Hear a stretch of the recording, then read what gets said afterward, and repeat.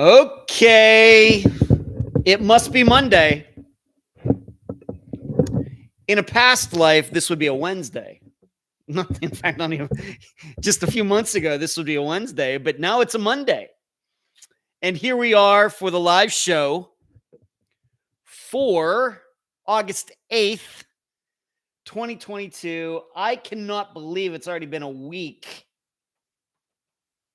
since my birthday. I just don't know where the time goes. Obviously, I'm a busy guy. That certainly factors into a lot of it. And sometimes in my life, it is a little bit Groundhog Day. It's the same thing over and over again, it seems. And that's fine. It's all good. But, I just wonder. I can't believe it was a week ago. Remember, I had the happy birthday sign hanging down here and everything. I just don't know where the time went. Since then, I've been to trivia. I went to Floral City and back. I won a disc golf tournament. I went out and hung out in a couple late night cafes doing work till 1 a.m. On and on and on and on. It's so bizarre. I just don't know where the time goes. But here we are, August 8th. And so we're going to do this live show. And I got a nice lineup of news and information and insightful commentary and all sorts of things. As you know me, I bring more than enough to this live show. I usually, after 2 hours, end up having information left over, to be honest. I'm always being prepared. I was never a Boy Scout, but always be prepared. I can certainly do that when it comes to doing this live show. And but before we go too far into all of this, I hope you will subscribe to this YouTube channel. That button is right there. I hope you will give this video a thumbs up. You know how I talk about that, and I love that many of you during the course of this live show often remind everybody else to give this show a thumbs up to help us with the YouTube algorithms, however those work. Nobody has any idea what's going on with that, but allegedly. And if you feel like donating or contributing to Unfound's work that we do here, you can hit the join button right down here. And if you hit the join button, you'll see what you get for becoming a member of this channel. It's some nice stuff. I'd like to think that for the low price of 10 cents a day, you get some good things that you don't get anywhere else. And it's for a very, very low price. And once again, it helps us continue what we do here. Of course, most of me doing the work, but as you know, my assistants, they help me. For example, Sheree is in here moderating this show. We could not be doing this pretty much without her because we have had a kind of a sex troll the last few weeks. Imagine that. And as you know, for example, my assistant Eric does Unfound on the Ground for some of the premium Patreon members. Assistant Carrie right now is working with a former guest, doing some FOIAs and some things. So we're doing this stuff. And so if you support what we're doing, I hope you will, subscribe to this channel, give it a thumbs up, consider joining this channel. We have patreon.com/Unfound Podcast. And we also have paypal.me/Unfound Podcast. Always doing stuff here. So let's see who is in here on this August 8th.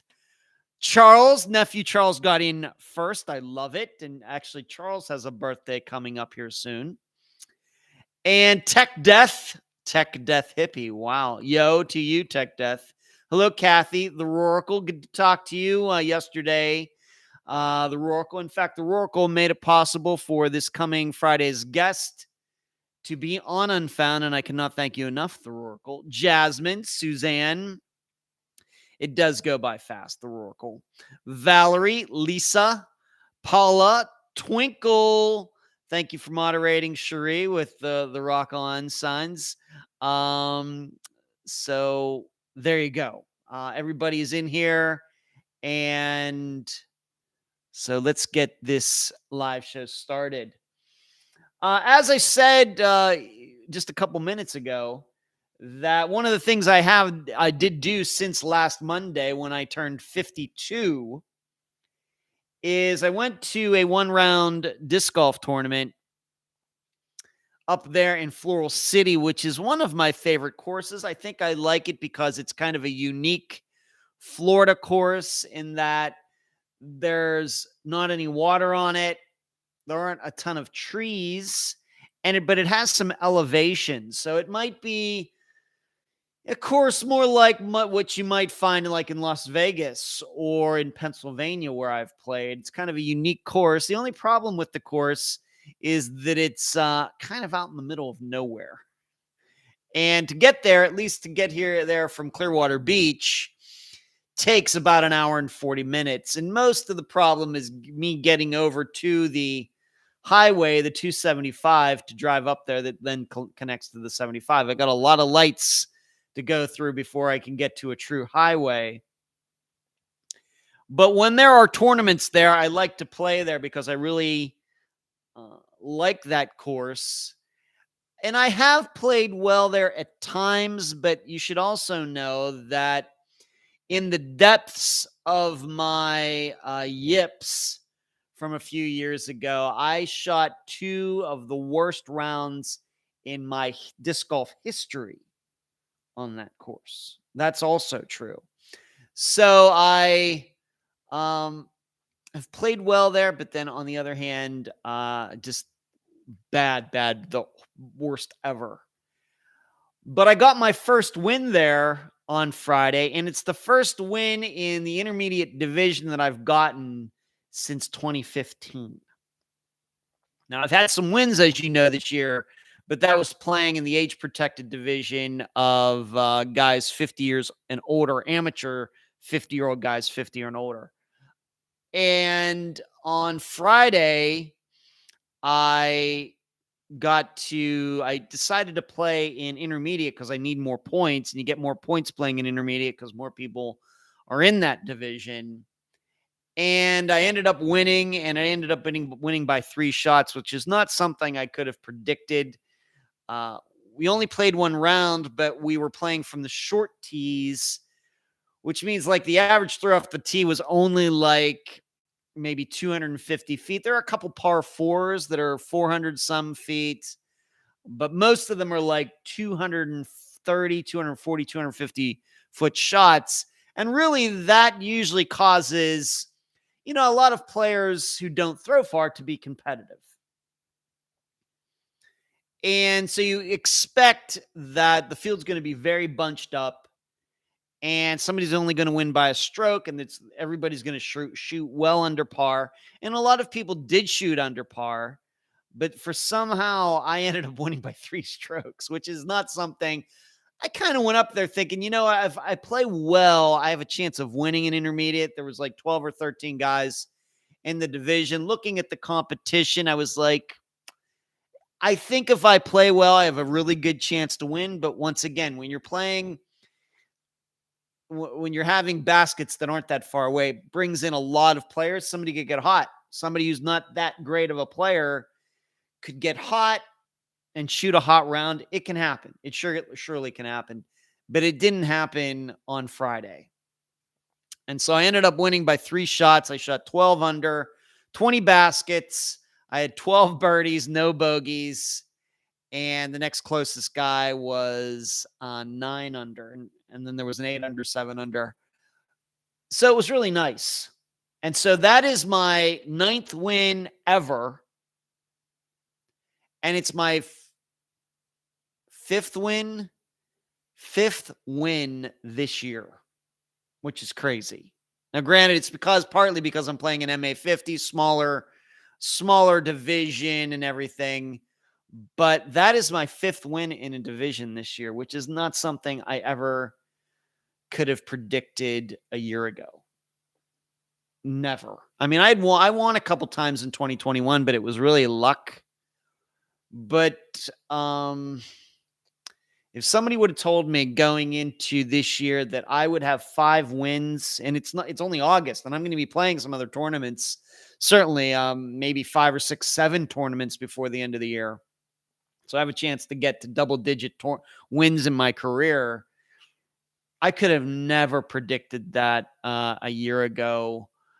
So I certainly think that some of the sports psychology that I've, gotten some help regarding that over the past year, so really starting in September of last year. And granted, I didn't play well at Worlds, and I had beat myself up quite a bit because of that. Then driving to Ohio and Pennsylvania and back to Florida, I did a lot of bad self-talk over all those miles about how I played up there.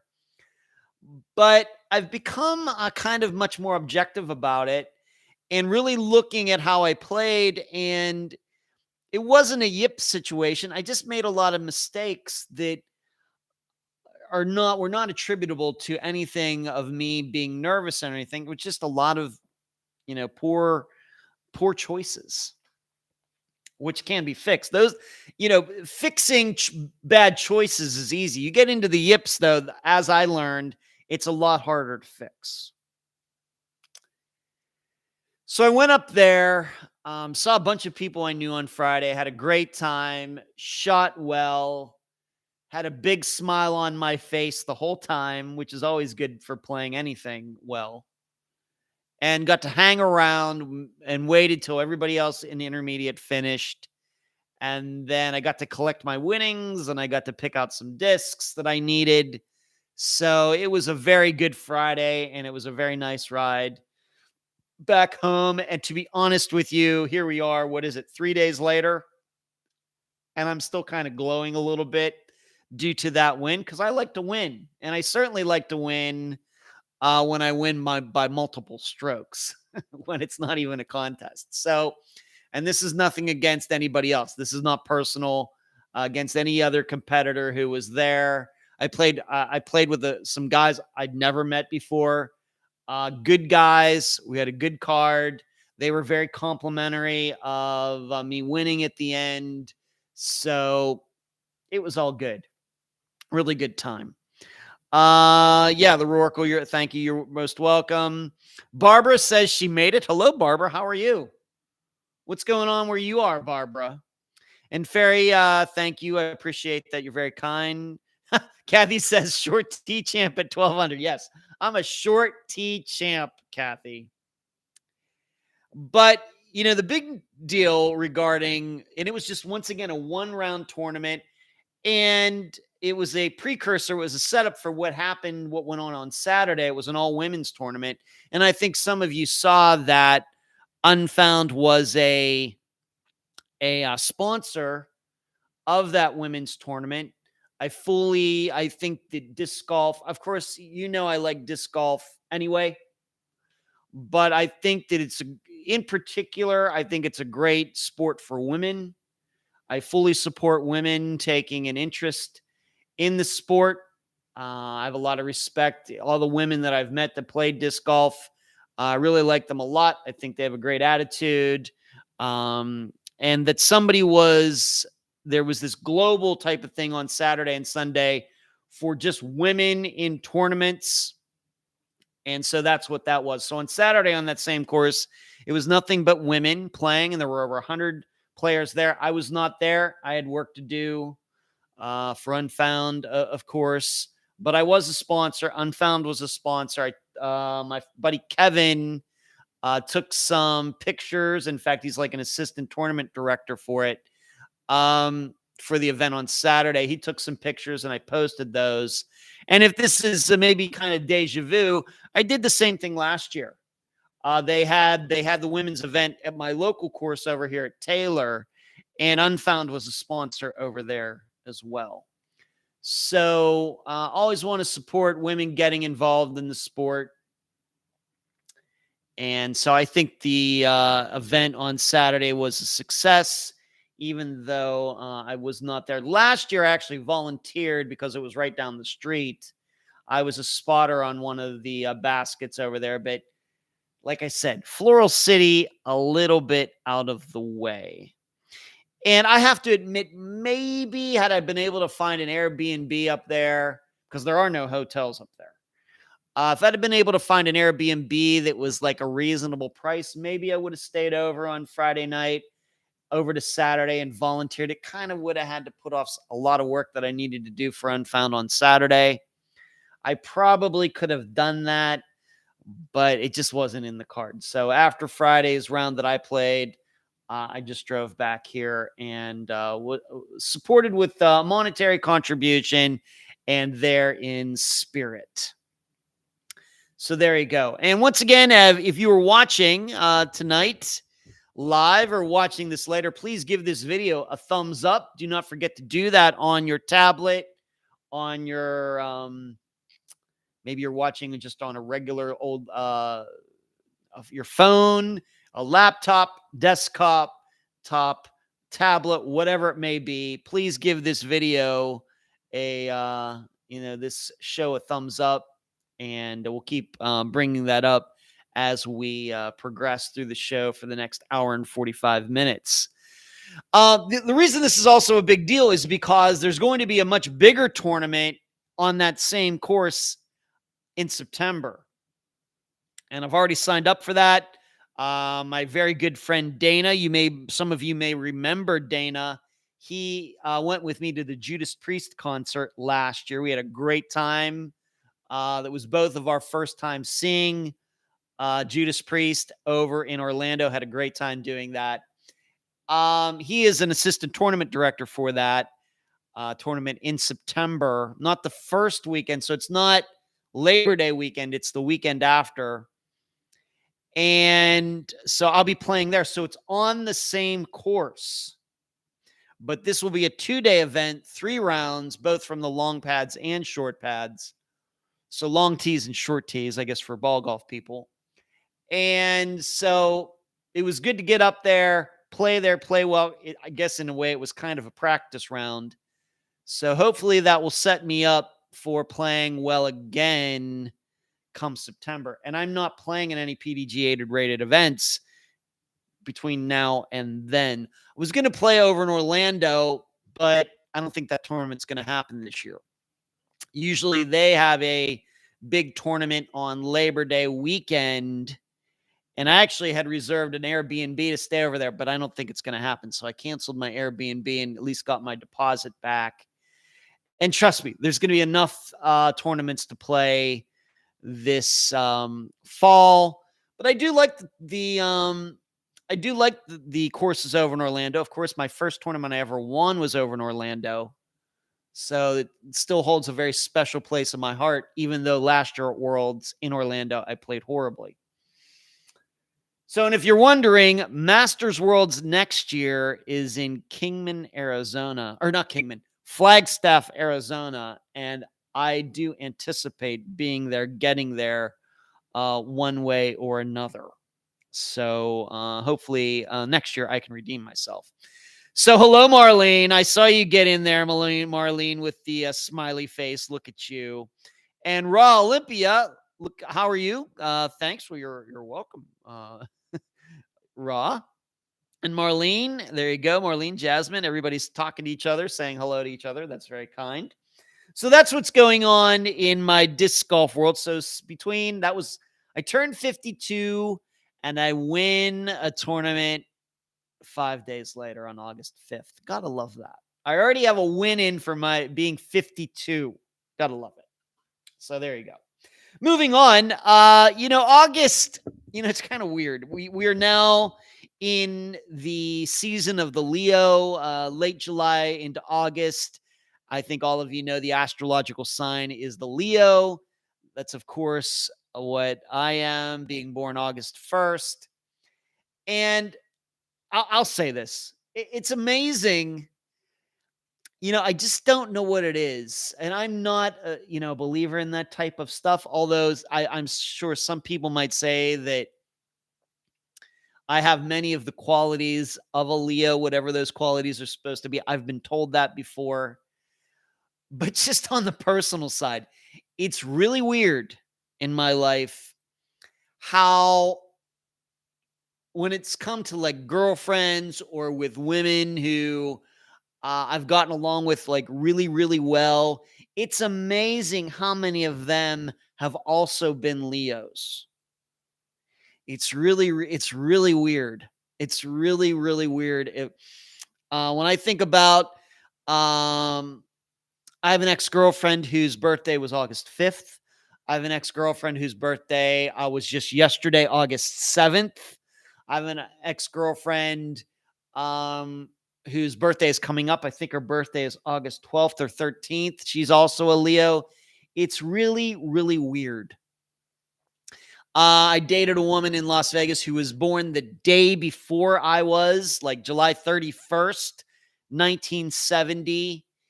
And it's almost kind of like almost become a thing where, you know, when I do meet people, especially women, I can almost tell, I bet she's a Leo, even though I don't believe in any of this stuff.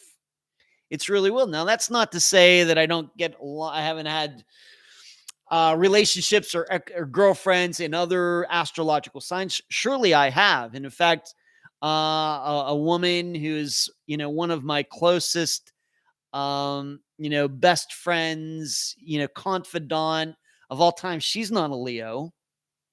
You know, and I could say, you know, that about maybe some other women who are very close to me, aren't, but it's just really weird. It's what you might say an inordinate number or an inordinate percentage of them are Leos. And it's just, I don't know. I don't know what it is, but it's something. On that topic, like I said, one of my ex-girlfriend's birthdays was yesterday. And what's weird is her birthday and my longtime best friend of all time, Doug, his birthday was also yesterday. And then on top of that, the lead singer of Iron Maiden, his birthday was yesterday, August 7th. So, and I even posted that on my Facebook page, my private Facebook page, about how August 7th, you know, has like, it's like this nexus of something when all of these things kind of come together. You know, ex-girlfriend who I'm still friends with, best friend, one of my best friends of all time, Doug, and then the lead singer of my favorite band, his birthday is August 7th. I don't know what it is. Now, on the other hand, Def Leppard's lead singer, Joe Elliott, what's his birthday? August 1st. And of course, Def Leppard is one of my favorite bands too. So there's just something about this time of year, late July, early August, that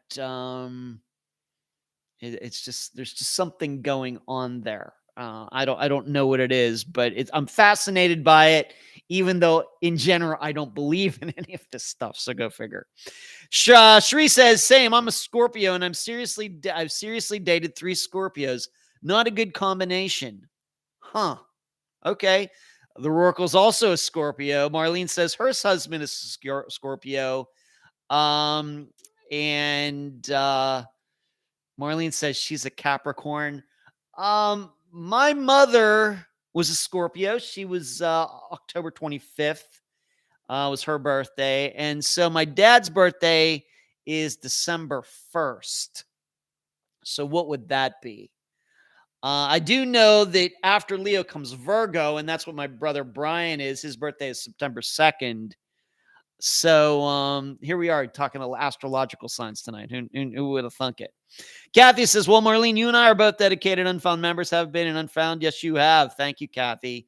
Fairy Sagittarius is December 1st. Thank you, Sagittarius. Okay, so my dad is a Sagittarius. And I know that late February into March are Pisces. For some reason, I know that.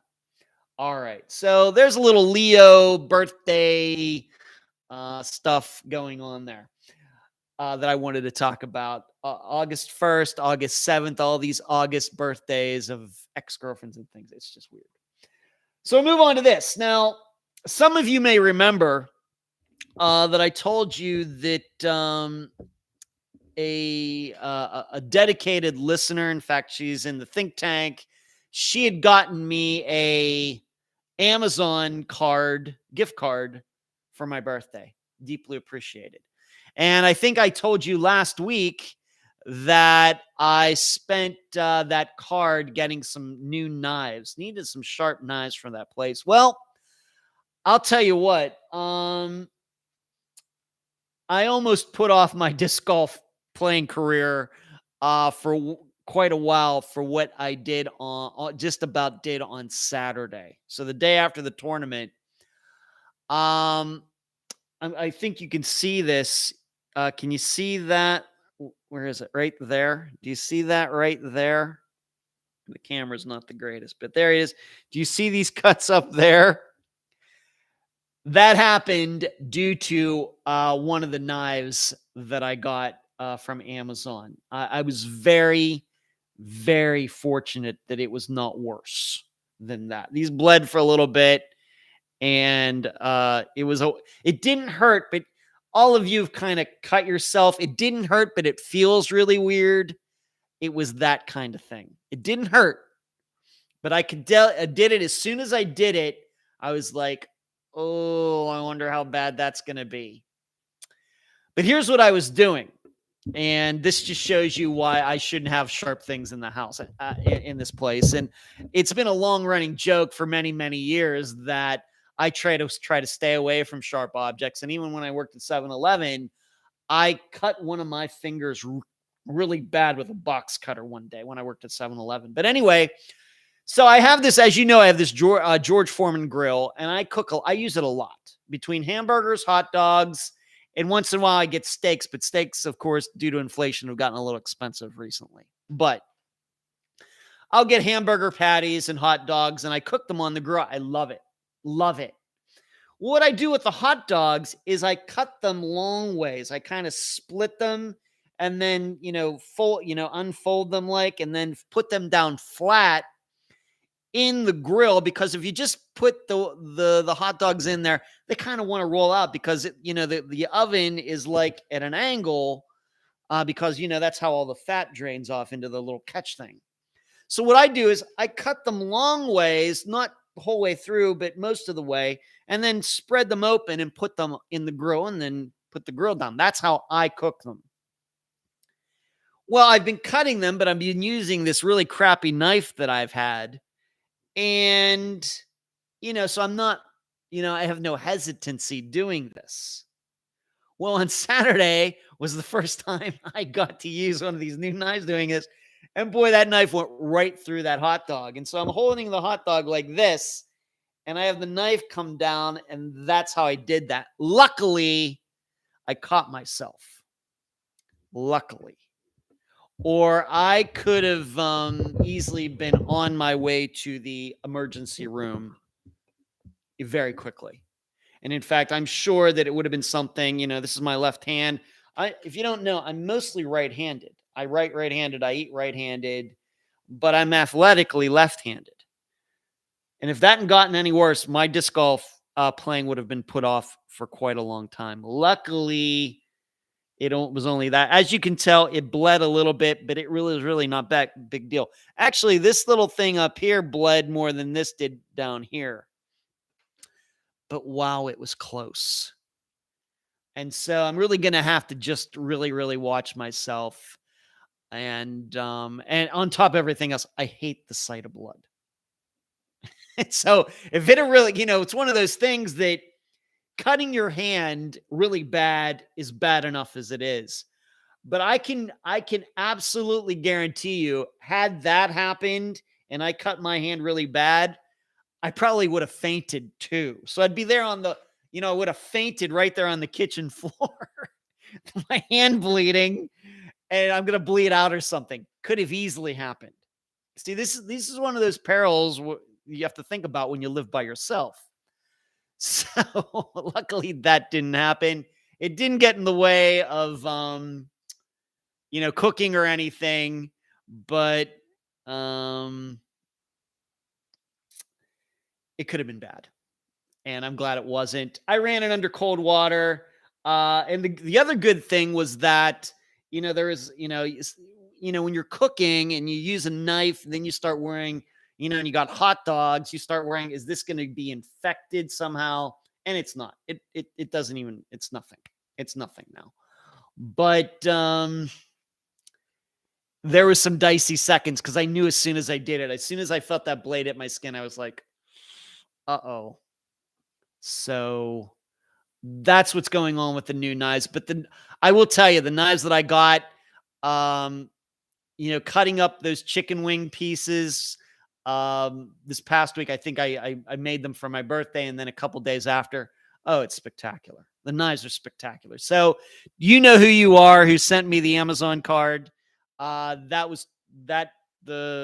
card was well spent, and I deeply, deeply appreciate you thinking of me on my birthday. And I think I spent the money on that card in a very smart way, even though I almost did slice my hand in half.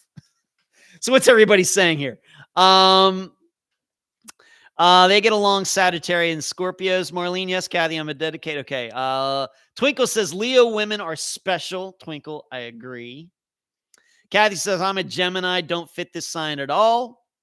Marlene, I used to have a George Foreman grill years ago. It was great.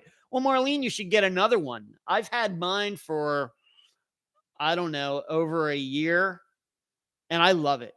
I know it's like, it's rudimentary cooking or something, but I love it. I use it a lot, probably 3 days a week. And it's not as big as my dad. My dad has one that is much bigger than mine, but it's good enough for my uses, and it is just the best thing ever. Ferry says, ask me, is really, really, really Pittsburghese? No, it's not, Ferry. It's just an Ed Denzel-ism. I don't know where that comes from, but for some reason, I like, as you know, Ferry, if you, of course, listen to Unfound a lot, I like listing things in threes. I don't know what it is. And so just using really once sometimes isn't enough. But then you say it twice, and that doesn't feel right. And then you get the three really, really, really's. And it has kind of a nice musical rhythm, like triplets in music or something, being that I'm a musician. But it's not Pittsburghy, surely not. That's just something that I've created over the years, whether it's when I say like, et cetera, et cetera, et cetera. I always say it 3 times, or very, very, very. I don't know what it is, but it's not Pittsburghese. Twinkle, I got new knives after dealing with dull ones for many years. It actually scared me a bit to use them. Yes. Yes, it can be. It was a little scary, Twinkle. And I have to admit that, like, there's a reason maybe I try not to be around many sharp things. Jordan says, I'm an Aquarius. Okay. Ferry says, are you sure? I'm pretty sure. Ferry, there you go. There's another one. And finally, before we get to any true crime, missing persons, unfound stuff, I got a new I got an electric toothbrush, and boy, have I been missing things. And this was a recommendation. Maybe I talked about this last week, but the woman who cleaned my teeth told me I should probably get one, and I have. And man, that's so much easier than using like a regular 20th century toothbrush. I should have done this years ago. So I'm doing that because I got to work on these bottom teeth in the back. All right, let's move on. Now that we got all the personal stuff out of the way. By the way, hoping everybody after the live show last week got their newsletter. And maybe I'm going to talk about a little bit about that here in a little bit, about some of you responded to it, especially given what I wrote like toward the end of the newsletter, given that it came out on my birthday, just kind of thinking about turning 52 and doing this podcast for almost 6 years and everything, kind of doing a little reflecting there. And I wrote a little bit about myself.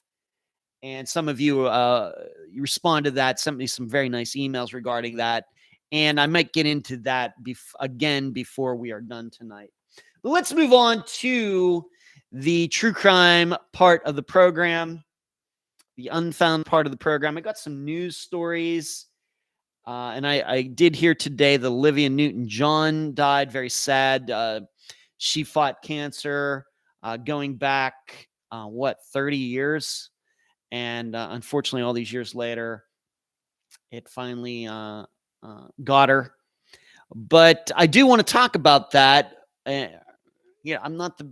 wouldn't say I was the biggest Olivia Newton-John fan, but I do want to talk about her because she kind of is connected to a disappearance. So I hope to cover that before we are done. And so we got some other things. I want to talk about Amanda Fraville a little bit is on the agenda. And I also want to talk about this young man whose name was Jack Elliot. He died a couple years ago, and they thought it was an accident. And now it's coming out that it wasn't an accident at all. So got some things on the agenda that I want to talk about, national news, before we're done. But we'll start with some Unfound news first. And you know where we always start. We always start with the Unfound poll. I put it in the discussion group every Saturday morning. And I want to kind of see what everybody is thinking regarding the disappearance for that week. And of course, this past Friday was the disappearance of the Pickering Six. That's what I'm calling them. These young men who disappeared in the early morning hours of March 18th of 1995 from Pickering, Ontario, Canada. So we've gone to Canada, 3 times this year, 2022, after not going there for a disappearance for a while. 3 times this year. I think that's pretty good. And so in the discussion group, I had posted the poll asking, what do you think happened? Was this an accident out in the lake in which all of them got killed? Were all of them killed by foul play? Did all of them kind of run off to parts unknown, deciding to leave their lives? I left a couple different, I think there was at least 4 different choices there. And about 70% of you picked that they were the victims of a boating accident. All 6 of them died in some sort of boating accident in the early morning hours. They got that Boston whaler boat. They go out into Lake Ontario. Something happens. And for some reason, they haven't been found. Now, in the think tank, if you want to become a member of the think tank, just go to patreon.com/Unfound Podcast. If you'd like to become a member, you'd have to sign up at the $12 a month level or above. Of course, you get a lot of cool other things besides that. So if you want to check that out, patreon.com/Unfound Podcast. There are levels that are cheaper than that one, but of course you get less. You can find it all at patreon.com/Unfound Podcast. But yesterday evening, 7 p.m. Eastern, is when the think tank gets together. We discussed the disappearance of the Pickering Six, and pretty much 100% people decided that it was a boating accident of some type. Whether it was, running into something out there in the water, or were they messing around and somehow flipped the boat over, and I'll get into my personal theory here in a moment, at least a short version of it. But one way or the other, the think tank members believed that they died due to some sort of boating accident out in Lake Ontario.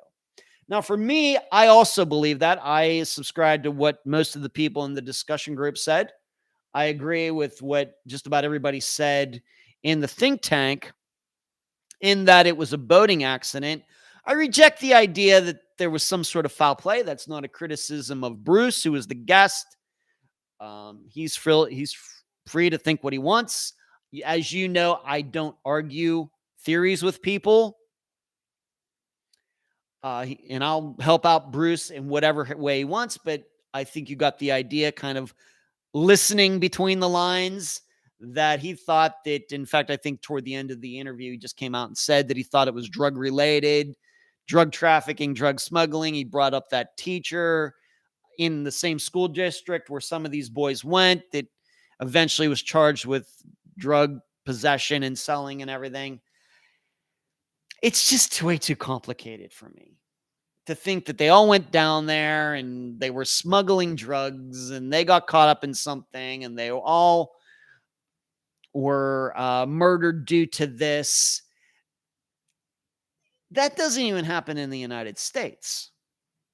Now, it does happen in Mexico. We know of the cartel wars that go down there, and groups of people are killed 6, 10, 15, 20 due to the drug wars that happen in Mexico. But even here in the United States, we have a lot of shootings here. We have a lot of murders here. And we certainly do have some mass killings, but none of them are over drugs. This is not usually what we have, like Uvalde and Columbine school shootings or mall shootings. We had this nightclub shooting some years ago over in Orlando. None of that had anything to do with drug smuggling, drug dealing, drug selling, or anything like that. So because of that, I have to then be inclined to believe that these guys going missing didn't have anything to do with that either. I think that this disappearance is fairly straightforward in understanding that they went out on the lake and something happened. What's hard to figure out is what exactly did happen. It was an accident, but how did that accident occur? I have to tell you that I'm inclined to believe that maybe they were messing around with things on the boat. And many of you know, if you've gone boating, especially in smaller boats like this Boston Whaler or a bass boat, something like that, or a ski boat, you know that they have these drain plugs that should never be taken out while the boat is in the water because the boat will sink.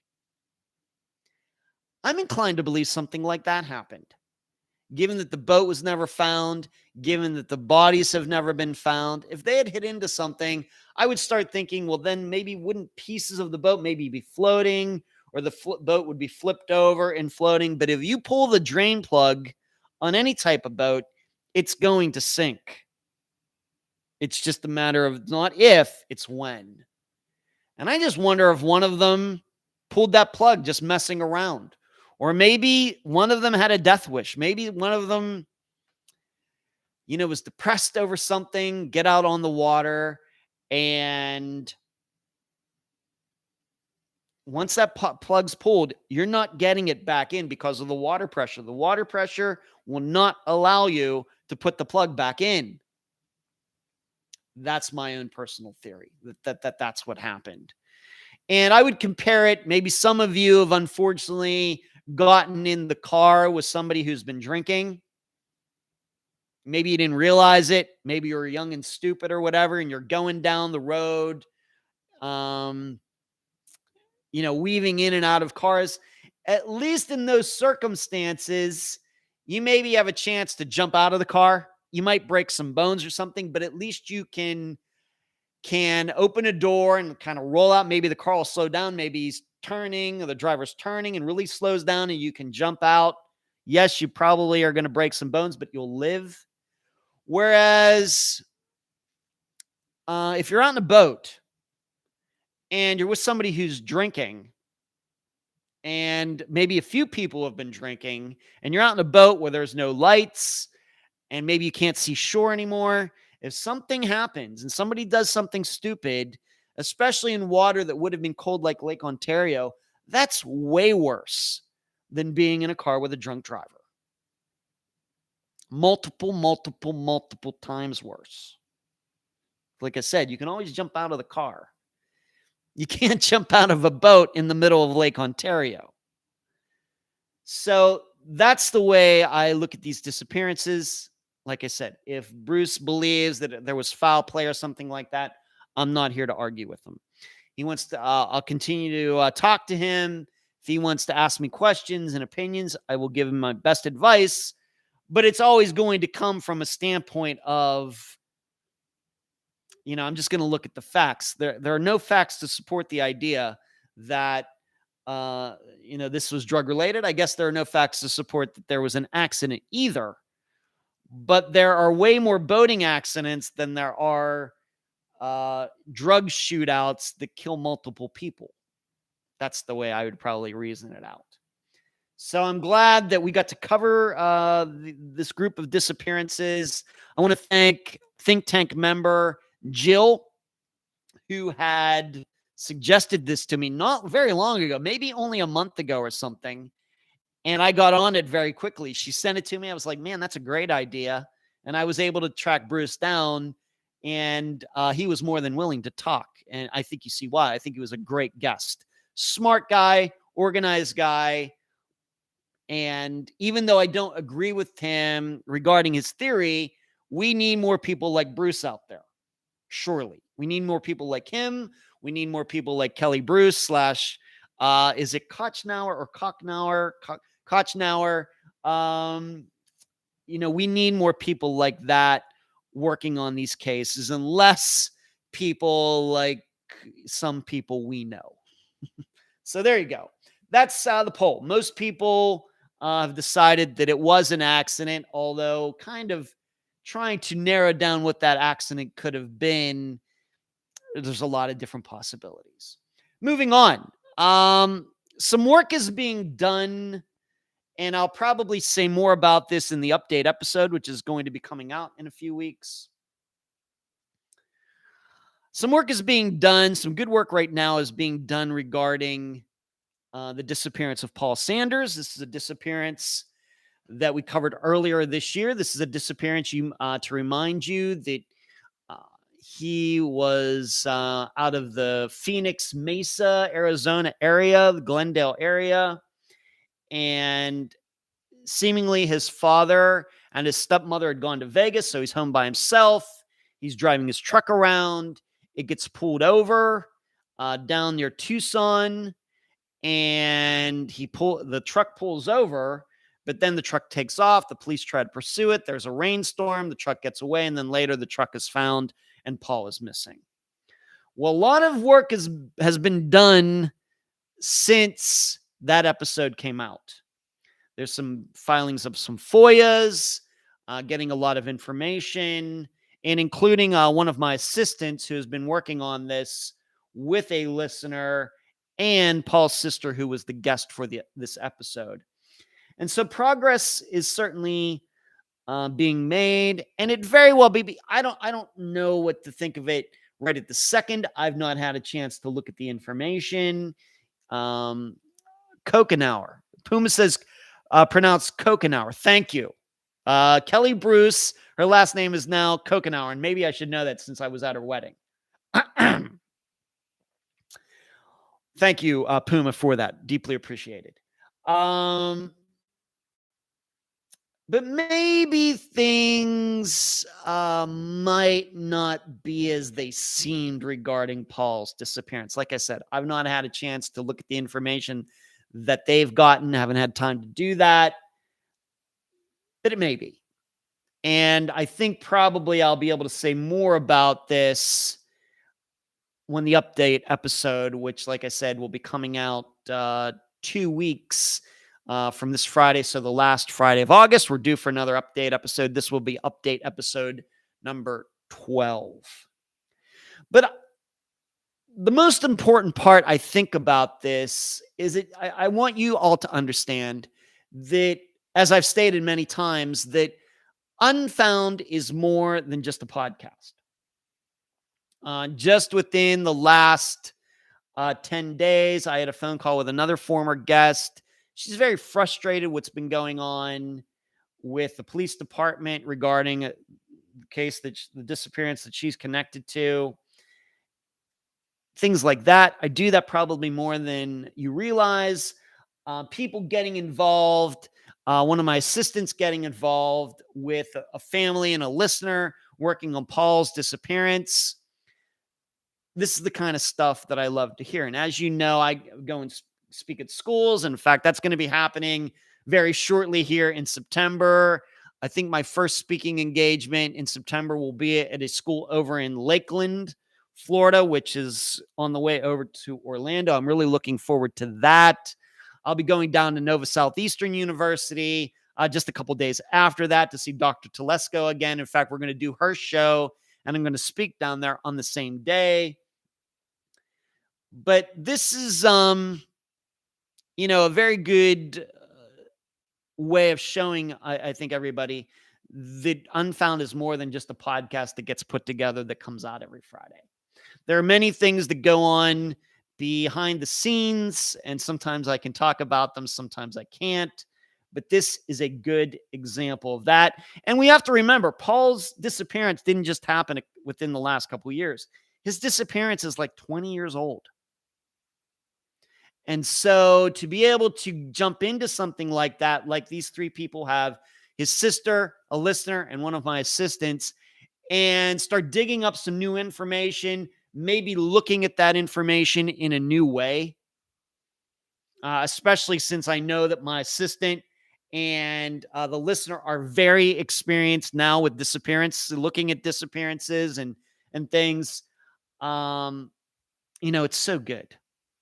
And this is something that I don't think I ever could have predicted when I started Unfound almost 6 years ago. It's fascinating to me.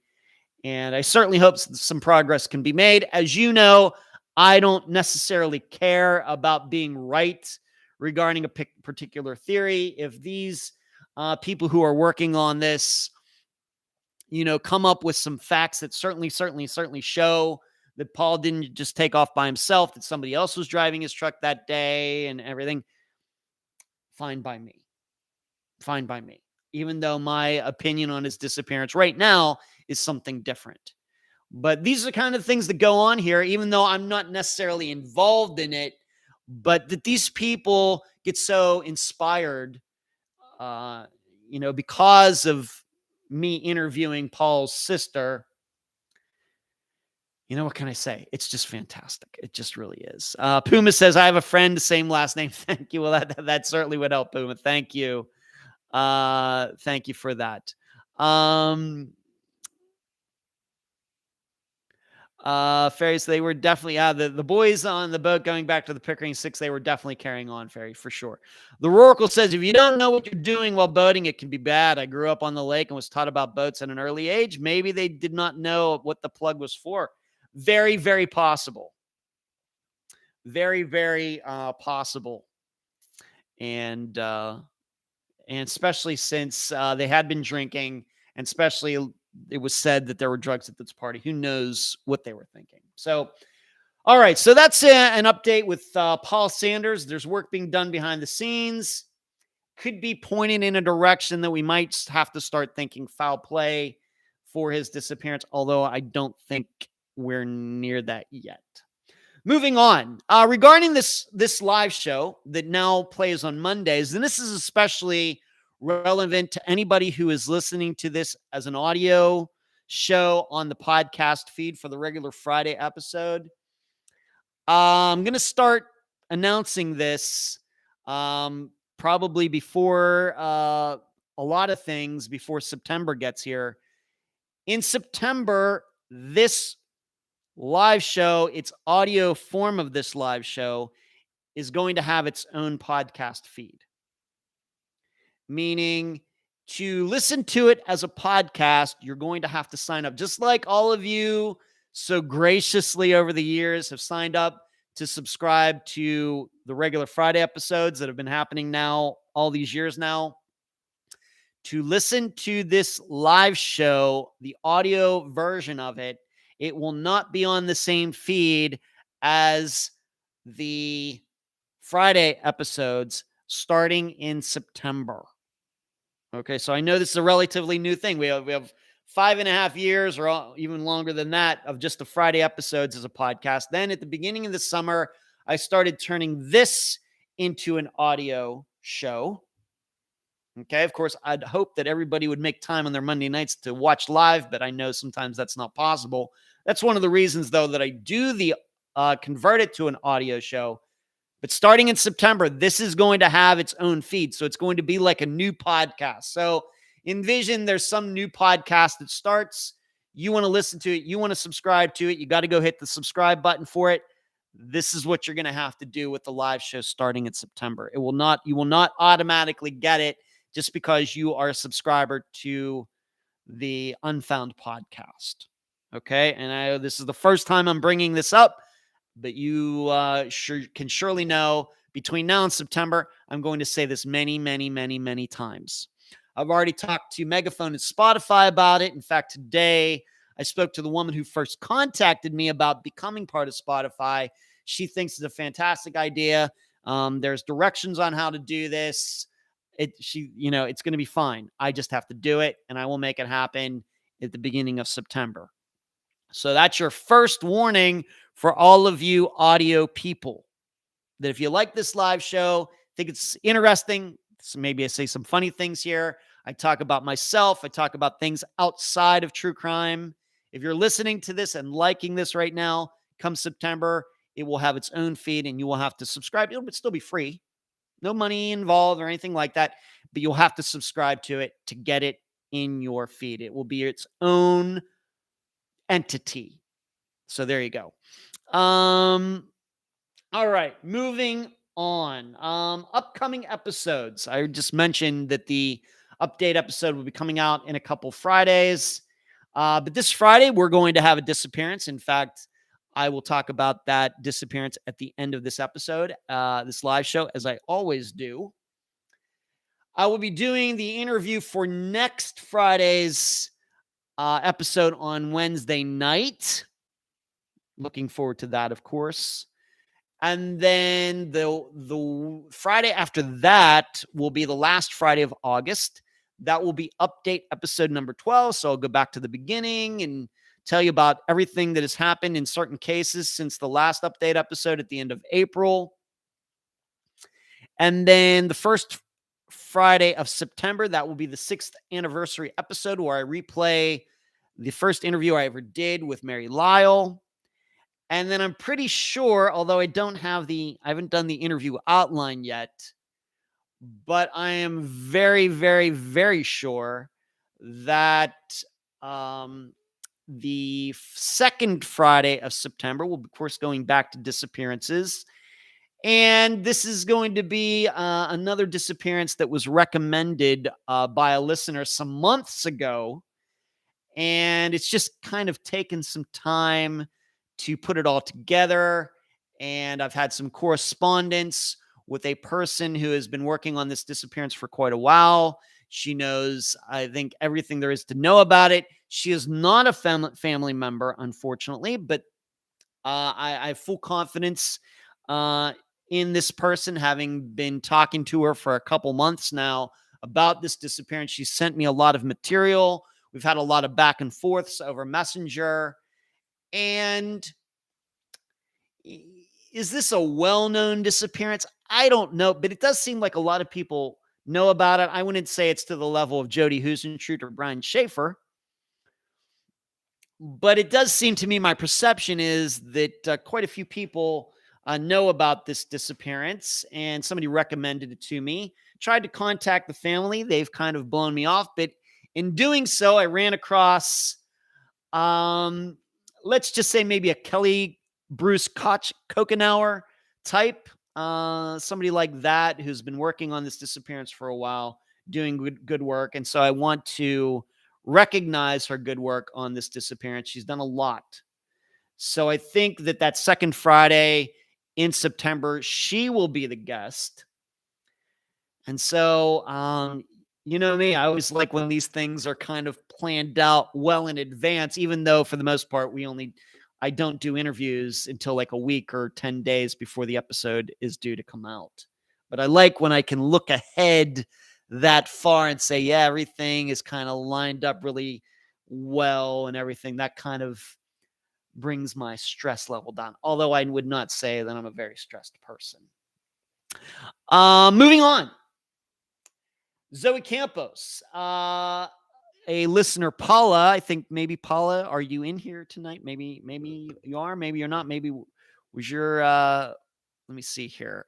Yeah, you're in here, Paula. Okay, so Paula, you see her in the chat. I don't mind telling everybody this, but she is my contact over there in Texas for what is going on with Carlos Rodriguez and his trial that is due to be coming up. And I'm not going to get into all the specifics. Obviously, when the update episode comes in a couple weeks, maybe the trial will be done by now, and then I'll have a huge update regarding Zoe Campus's murder and Carlos Rodriguez's trial and everything that's gone on, because that's supposed to start happening, I think, next Monday. But Paula has been telling me that they had some meetings of the lawyers in front of the judge. And in fact, I think, Paula, you were there. And Carlos, what his lawyer was trying to get the judge to do was to throw out Carlos's confession that he made regarding Zoe's murder. This is a confession he made way back in 2018 to when he got, taken in, and they were trying to get it thrown out, saying it wasn't taken the right way. They violate his rights, things like that. But they are not going to throw that confession out. So that will be part of the trial. And I will even tell you what I told Paula because she was there to hear all of this, and then was also there when the judge made his decision, or heard. I don't even know. It's could be a female judge for all I know, but the judge made the decision. And I even said to Paula when she told me this, I said, I wonder if now this is even going to go to trial. I start wondering, being that this confession is not going to be thrown out, is it possible that Carlos might just take a deal to just save everybody the time? It does seem to me that this was maybe this is why it's taken so long. They were trying to put this all together. I don't know. But his confession that he made to investigators at the time is going to be included in the trial, if the trial even takes place.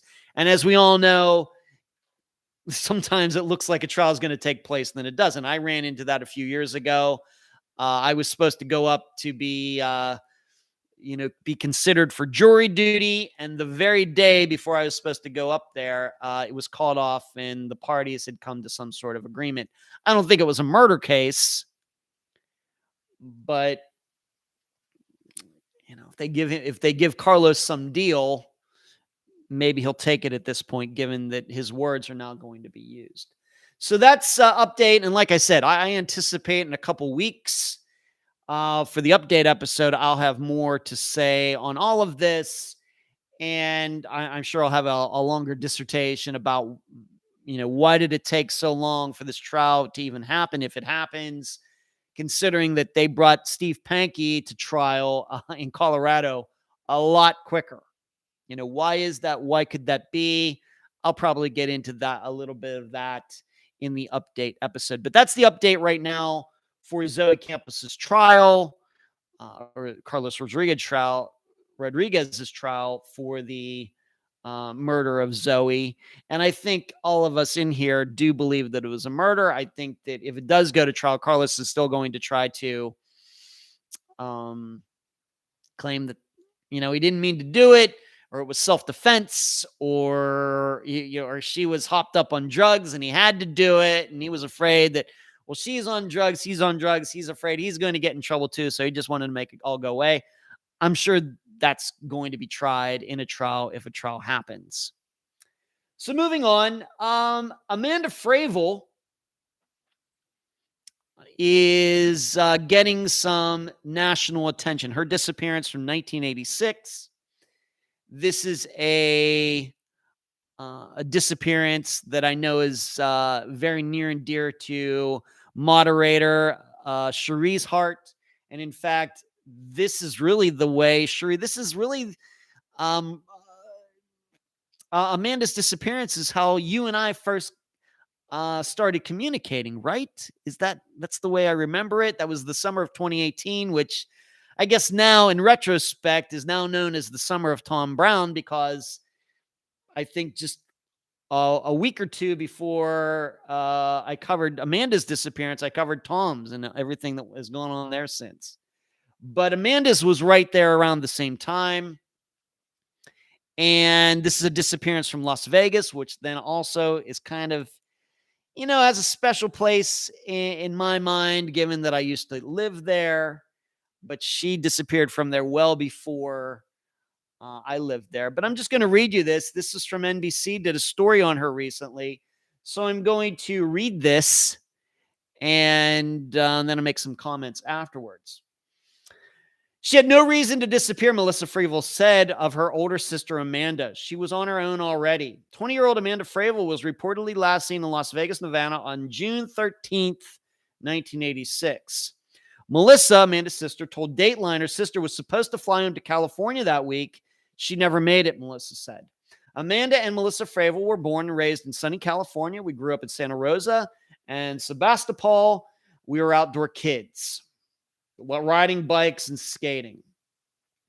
And the sisters were only 2 years apart, extremely tight-knit.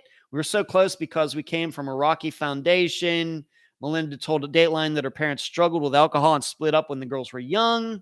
In 1982, Melissa and Amanda were living with their father and stepmother in Santa Rosa.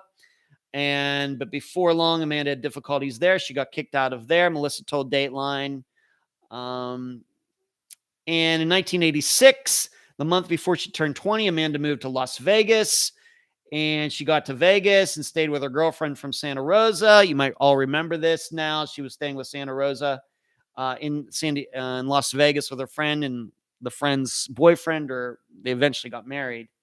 And now that I'm remembering, I got to talk to the guy around that time that we did this episode. I remember talking to this guy about Amanda's disappearance. Melissa told Dateline that the woman was a friend from Amanda's high school, and they had a new baby. Amanda liked to hang out with bands and rockers and stuff. Melissa said she ended up moving out. Remember all that? She lived with this guy. In June, Amanda decided to take a break from Las Vegas. She booked a flight back to home to visit her mother, Glenda, and stepfather, Tom. She was due to fly back, due to be in San Jose on September or on Saturday, June 14th, 1986. She never showed up. Tom initially thought Amanda might have changed her mind about coming home, but after more than a week of no communication, her mother started to worry. And then Tom told Dateline that Amanda's friends told her mother she was going to hitchhike across town to see her boyfriend before she flew back.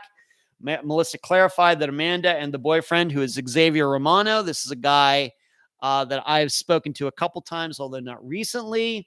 They were no longer a couple at the time. Dateline attempted to get in contact with Xavier Romano to see if he had any further insight on Amanda's plans that weekend, but were unable to reach him. You can find him on Facebook. He does have a page, Xavier Romano.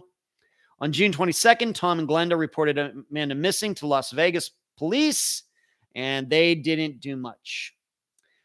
Dateline spoke with a public information officer for Las Vegas who confirmed that Amanda was supposed to leave on June 14th to return home to Gilroy, California. He added that she was last seen by a friend named Lou, who she supposedly was keeping house for and living with at an apartment on South 3rd Street in Las Vegas. This is the infamous or famous Lou Franks. We still aren't sure who that guy is all these years later. He said at the time her boyfriend's address and name were unknown. Officer Hadfield follow up in an email to Dateline that authorities do suspect foul play in Amanda's disappearance. Tom told Dateline that just shortly after they reported Amanda missing, he and Glenda flew to Las Vegas just before July 4th. They stopped at a 7-Eleven near Amanda's apartment on South 3rd Street to hang a missing persons flyer. There was this older guy, older than me at the time, looking at the flyer, and the man said, "That's Mandy." Tom said the older guy identified himself as Lou Frank, Amanda's roommate. I'm still not sure what to make of that story. I mean, what a coincidence that is. Tom told Dateline the 7-Eleven encounter was the only interaction they had with Lou Frank. He also believes Lou Frank may not have been the roommate's real name. I can certainly believe that. So that is the story that has now gotten national attention through Dateline. And if just to add on to all of that, Xavier Romano, who, once again, he has a Facebook page. You can find him on Facebook. I spoke to him a couple times back then. And his story is that, yes, he thought Amanda was coming over, but she never arrived. And instead, he went to go hang out with some other girl because he and Amanda weren't a couple anymore anyway. And when he didn't hear from her again, he knew that she was supposed to be going back to California. He just thought that she went back to California and that he would hear from her sometime, but he didn't seem to think it was a big concern because they weren't a couple anymore. Now, I will tell you that is certainly a plausible story. All right. But I will tell you also, on the other hand, that, how do I want to put this? Xavier on his Facebook page has a lot of pictures of ex-girlfriends on there. And with comments about them, nothing rude, nothing, perfectly fine, nothing weird about it. But he and Amanda were boyfriend and girlfriend. And I think they met, they were working somewhere. They had gotten a job together somewhere, working together, and that's how they became a couple. There are no pictures of Amanda on his site, but he has several pictures of other girlfriends from that time on his site. And in fact, you can almost look at the dates that, to be able to tell, because he writes a little bit about each of these women, that what the dates were. So you have these girlfriends that, like in 81, 82, 83, and then there was some other girlfriend in like 84, 85. But from the span of like 86 to just like 88, there's nothing there. There's no mention of Amanda at all. Not one picture of her, not saying that she's missing, no pictures of them together, even though he has pictures of several other women that he was friends with or dated at the time. So there's that. I don't know what to make of it. But I thought that I should add this into all of this. And, I don't know what to think of it. I talked to Xavier. Seems to me in the 21st century here that he's had a lot of medical issues. Does he have MS or something? And I don't think I'm talking out of school. I usually don't like to talk about people's health issues, no matter who they are. But I think that on his Facebook page, he's fairly public about some of the issues that he's had, but he's had a lot of health problems as he's gotten older. So, I think he's still alive, but going to his Facebook page just recently after seeing this story coming out, he's not actually posted anything on his page for quite a while. Other people have, but he is not. So, and I haven't seen anything that he died. There was nothing on his page like, oh man, sorry, rest in peace. Nothing like that. So I don't know what's going on there. But I guess what I'm saying here is I'm very open to the idea that Xavier should at least be one suspect of maybe a few for Amanda's disappearance. I guess that's what I'm saying.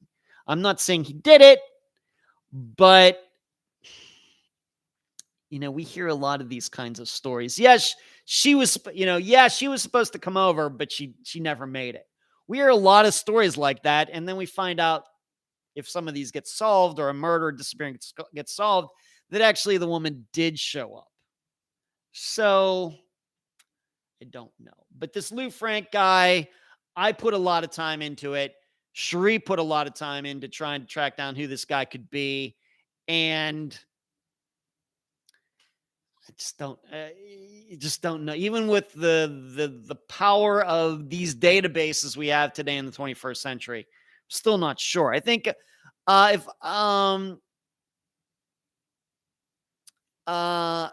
I remember correctly, Cherie, you actually were able to find a particular Lou Frank who ended up being a sex offender, right? For some reason that's just in the back of my head somewhere. But Cherie is commenting, yes, that's right. We talked a little bit about Kristen Modafferi. That's right. Not regularly to Amanda. Then, of course, daily almost with Tom Brown. Right. Right. And Cherie goes on to say, I'm glad her disappearance is getting some attention. Aside from Unfound, I don't know anyone else that's done very much. Yeah. Yeah, I'd like to see it get some more coverage, maybe some more podcasts, or something. Yeah. Kathy is there. Sheree, all of those places I'd mentioned, NorCal, reminding me, Amanda Fraville. I'm familiar with Sebastopol, Santa Rosa, Gilroy. I went to summer camp. Okay, Kathy. Sheree says, I ran an ad looking for anyone that might have known Lou Frank, looked into his family, etc. Xavier did talk to Ed in his defense. That's right. I did. And so nobody answered that ad. Nobody knowing this Lou Frank character. Jasmine said, is it the second time Amanda was mentioned on the news? I could have sworn you talked about this last week. If it more news is coming out, great. I don't think I talked about this last week, Jasmine. I don't think so. Jasmine, last week he mentioned it was going to be featured. There you go. Yeah. So this is the actual story that has finally come out, Jasmine. Thank you for that, Cherie. Miramar Star, very interesting case. I don't even know about it. So yeah, that is odd. Yeah, you got to check it out. Amanda Fraville. This is a episode that came out during the summer of 2018, July 2018. Amanda's sister Melissa was the guest. And so Sheree says, I found a guy that could have been Lou Frank that actually ran a brothel one time, but still didn't tie back to Amanda. I now remember that now. So you found that guy that ran the brothel. And there was another guy who ended up being a sex offender or something. Once again, that's still sticking in my mind, Cherie, that could have been connected to Las Vegas. But once again, that might not have even been his real name. Just, who knows? And, I still not, sure what to make of it. I mean that though, I don't remember hearing about this on any other podcast, and that's good. Yeah. I don't know why. I can't explain it. I can't explain why, it hasn't been featured more on other podcasts or other shows. I don't know. But, could wonder about that by a lot of disappearances that we've covered on Unfound. So that's the Dateline article. Maybe you want to Google it, read it for yourself. I kind of just picked out some sentences here that in there. The article itself is actually a lot longer. I remember back at the time speaking to both this woman who knew Amanda, Amanda lived with in Las Vegas, and they're now divorced, but the ex-husband, Tom. I spoke to both of them. I remember speaking to Amanda's stepfather. In fact, he sent me a bunch of notes that are over in my file over there that I still have. He sent me all these little stuff that he wrote back in 1986, taking notes and everything. But something went on. And I'm inclined to believe that it was foul play. So, who knows exactly what she could have run into there, but I'm certainly not going to rule out Xavier Romano as a possibility. Mara, this is how things go. Some of them get a bunch of talk and some just don't. I will check out Dateline. Okay, great. Let me answer the question for tonight, and that comes from listener and think tank member Jill. Jill asks me, what do you believe is the best way to organize a missing persons case? Jill always comes up with the original questions. What I would say is this. I think the biggest, here's, and this has been relevant recently. Given that we had a couple investigators recently on who I think are doing fine jobs. Of course, Elaine Graves for Holly White's disappearance, Bruce with the Pickering 6, and being that maybe this has been on my mind too. The first thing you have to do when you're organizing a missing persons case is weed out all of the stuff that you believe to be are not facts, that are just theories. Okay, first of all. Second of all, what you have to do is weed out anything that is any sort of eyewitness story. I'm not saying throw this stuff away. but you have to put it to the side. You have to really, really, really start with the barest bones of facts. I don't care if it's a disappearance that happened in the era of social media and cell phones and all of that, or it's a disappearance from 1975. You really, really have to understand, first of all, what do you really, really have? Not what you think you have, but what do you really have that are indisputable facts? This is the biggest issue that I see when maybe I'm talking to people. Like, for example, this woman who I'm going to interview for this episode that will be coming out in September. She and I have gone round and round and round regarding this disappearance that, she's become an expert on, really narrowing it down to what is the real facts regarding this. Certainly a lot of people saying a lot of things and sightings and conjecture and everything, but what do we really have? Because you can start to, if you don't do that, you can start to have a lot of confirmation bias where you think what somebody said is true, but there's no facts to bring it up. Because you think it's true, then you start looking at other things in a different way, and that's not really the way any of this should be done. Now, for me, being that I do interviews, maybe given what I've been doing, it's easier for me to do that. Because as you know, I really, really, really, really try to keep the conjecture and theorizing and stuff out of it. Now, we did do a little bit with Elaine, once again, because she's an investigator, maybe just to get inside her head a little bit. Did the same thing with Bruce, once again, to get inside his head for a little bit, being that these are two people who have been working on it. They're doing this. They are not family members, so maybe they're a little more objective, let's just say. But you really got to narrow that stuff down. That is how you organize it. You really make sure you have the hardcore stuff and you put everything else to the side. And then once you think you have a very firm grasp on what the facts are, not what people said. Now, people can say things, and if they can, what their statements can be backed up with facts, then that's great. Say somebody says, well, I saw this missing person driving away at 11 o'clock, at night.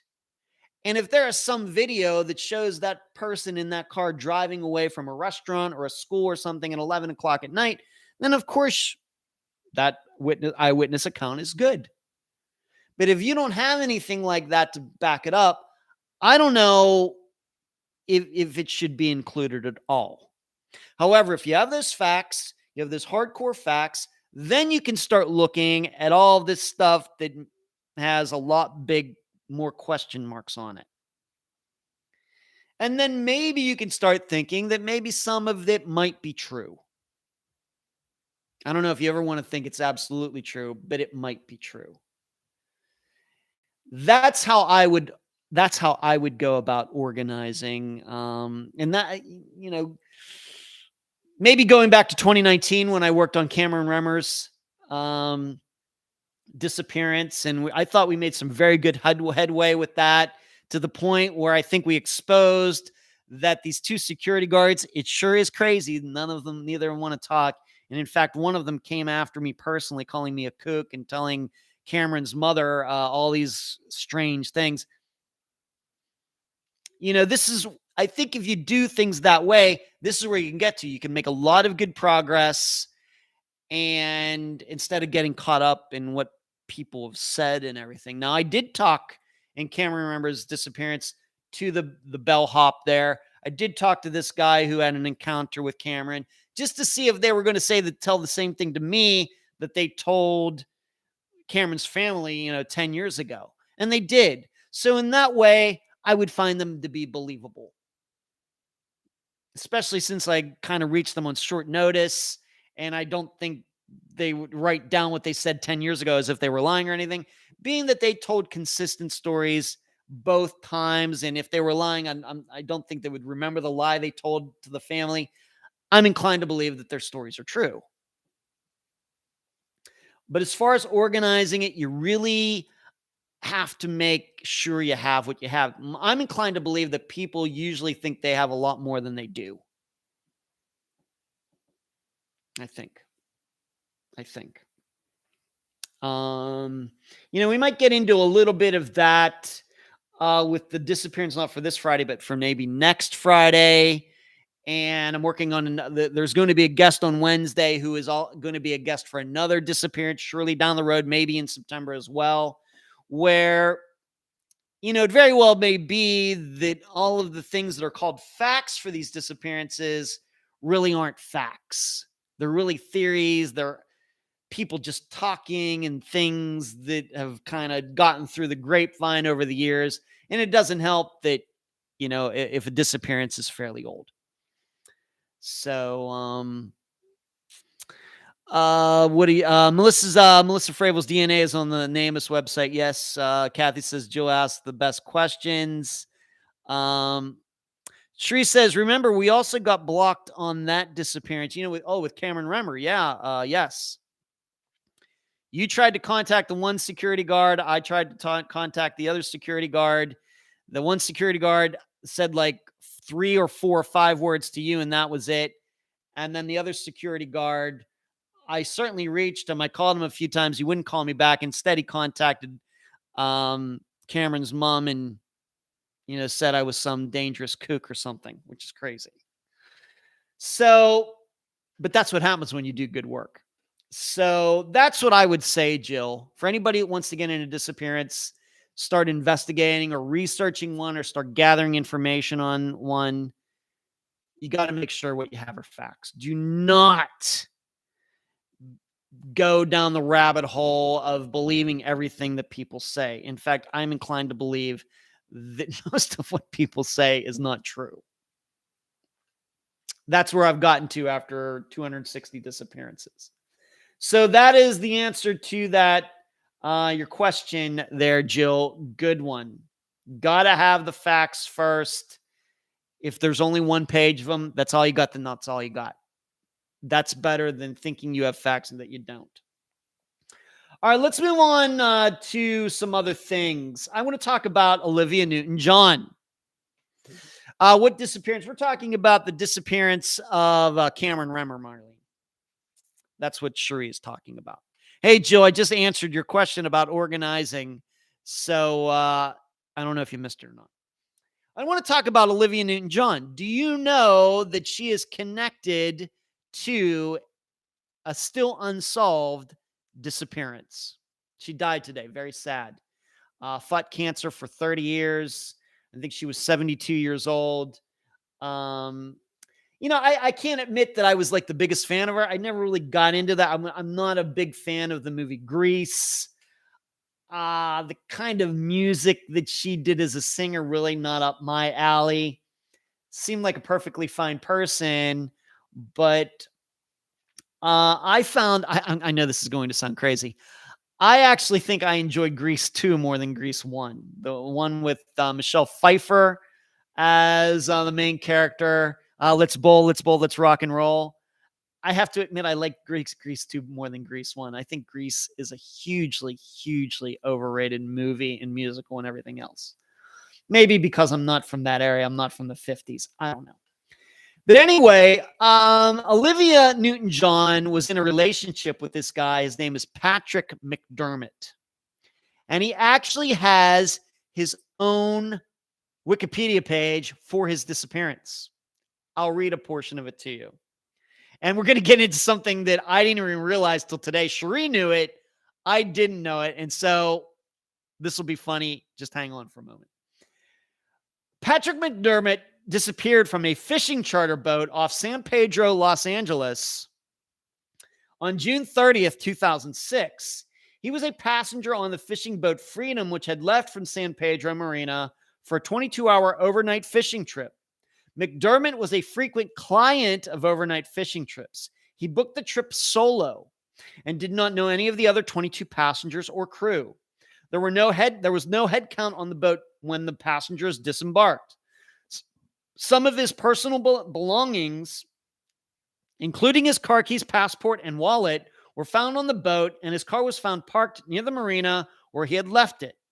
His absence was apparently unnoticed until July 6th, so a week later, 2006, when he failed to attend a family event.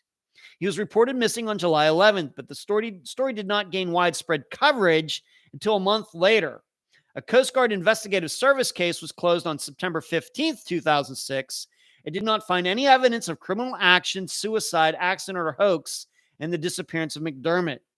A separate U.S. Coast Guard marine safety investigation looking into the conduct of the fishing vessel closed on October 30th, 2006. Both investigations concluded that McDermott was likely lost at sea. So this is a guy that was dating Olivia Newton-John at one time, although I do not know if they were a couple at the time. I think that maybe they had split up. Now, why is this interesting? Well, since then, there have allegedly been all of these sightings of this guy, Patrick McDermott. Now, you should know that Patrick McDermott had some money issues, and he had child support that he wasn't paying on, a bunch of things going on with him. Nothing that had anything to do with Olivia Newton-John. It had everything to do with past relationships or other things that he had gotten involved in. There's no allegations that Olivia Newton-John was helping him, defraud anybody or anything like that. And I don't think anybody really believes that if he's still out there, that Olivia Newton-John knew where he was. I've never seen anything. Maybe there's suspicions of that, but I don't think I'm supposed to believe that. But over the years, people have attempted to look for him. And allegedly, he was sighted in Mexico. He was sighted here. And he was living under a different name. And he had done this because he owed all these people money and all of this stuff. Well, guess who one of those people was who got involved in trying to track Patrick McDermott down. And in fact, this individual claims that he actually did track Patrick McDermott down and that Patrick McDermott was living after this boating trip. Guess who that person is? I'll give you a couple seconds. Guess who was actually involved back then, 2007, 2008, 2009, that got into this, all the hubbub of trying to track down Olivia Newton-John's boyfriend / ex-lover, whatever he was. Jasmine answers correctly. Phil Klein. Yes, the same Phil Klein that is now involved in Tom Brown's death. The same guy. Now, Phil Klein, though, claims that he from reliable information, that he thought he did believe he tracked down Patrick McDermott. The problem is, Phil nor anybody who was working for him ever provided pictures of Patrick McDermott or anything, even though they should have, because Patrick McDermott is a guy who was on the run. He had skipped out on bills that he was supposed to be paying on child support and other things. It wasn't like he just left his life because, he wanted to change his name to John Smith. He had people who he was indebted to who, he should be brought back to the United States to answer for all of this. Well, Phil Klein's claimed that he found them. That's what it says on the Wikipedia page. Now, having said all of that, I will read this. This is also from the Wikipedia page. However, Patrick McDermott's ex-wife, Yvette, disputes Klein's claim. Now, this is not, what I'm going to read here is not coming from me. It's coming from Patrick McDermott's ex-wife, Yvette. These are her words about Phil Klein. Yvette disputes Klein's claim that McDermott is alive. In March 2012, so 6 years after Patrick went missing and a few years before Tom Brown went missing, Yvette wrote to Amazon CEO Jeff Bezos and asked him to stop promoting Phil Klein's book, Lost at Sea. Yvette, the ex-wife, said Klein is a well-known serial liar who is simply looking to be famous at the expense of an unfortunate tragedy in our lives. Now, you should know the ex-wife was somebody who I think wanted Patrick to be found. And she's saying this about Phil Klein, who allegedly found Patrick. She called us, he's a serial liar who is simply looking to be famous at the expense of an unfortunate tragedy in our lives. Yvette said, although Klein repeatedly promised he would prove McDermott was alive, Klein never provided anything whatsoever as proof of life. And Yvette went on to say that her son that she had with Patrick, my son has been through enough emotional torment over this, Yvette wrote. My son is yet to be able to move on due to Mr. Klein's continual effort to keep him in the public eye. Now, I didn't plan on running across any of this today. Olivia Newton-John just died at like noon today or something. But I knew about Patrick McDermott going missing, so I thought, well, it might be interesting to include it in the live show tonight. Little did I know that I would come across Phil Klein's name in all of this. Sheree, who knew that Phil Klein had been involved, I did not. So I come across this. You never know what you're going to run into. Now, I ask you, does this, I have it written in my notes, at least Phil Klein is consistent. Once again, Patrick McDermott's ex-wife called Phil Klein a well-known serial liar who is simply looking to be famous at the expense of an unfortunate tragedy in our lives. Those are not my words. This is somebody who has dealt with Phil Klein one-on-one.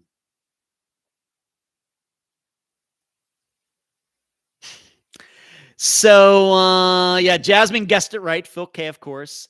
Sheree says, I was unaware she passed away until Ed told me, and I only a fan from Greece, but I remember Phil after I went down the Phil Klein rabbit hole. Phil Klein, MT, you got it right. Yes, he is. Yes.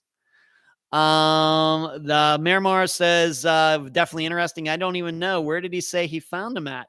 Well, he said he found him in Mexico. He said he from a reliable source. We believe the source. You have to go to the I did not print out I did not copy and paste the entire Wikipedia page. Just do a search for Patrick McDermott on Wikipedia and you'll see all of this. And you'll see what Phil Klein had to say about how he tracked him down. And we have a very reliable source who says that, yes, he was talking to, and does this all sound very familiar? Does not Phil Klein say this exact thing about Tom Brown's death? We have a reliable source who, that says that Tom Brown was murdered. And I think a lot of people do believe that Phil Klein continues to keep Tom's name out there and saying all these things just to keep Phil in the public eye. This is over 10 years ago